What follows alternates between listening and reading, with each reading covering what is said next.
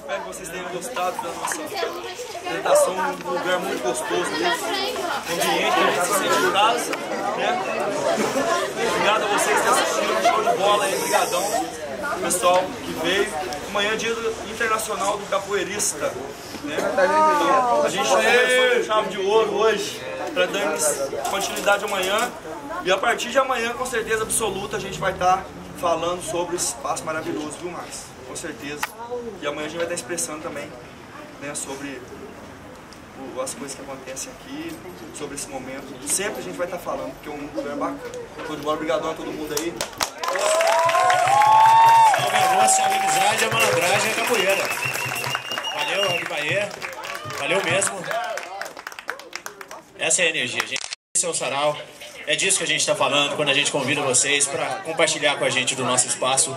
Valeu, da capoeira. Muito bom. E a gente daqui a pouco continua nesse clima que a capoeira trouxe pra gente, nessa energia bacana de comunhão. Capoeira reunindo gerações, né? Tem esse trabalho bacana, muito bonito. E aqui no Sarau a gente também faz isso, a gente também segue por esse princípio. Então você que tá aí nos ouvindo, achando que é pra velho, não é não, né, Flávio? O Flávio passou dos 40, mas tá aí, então é tranquilo, é pra todo mundo.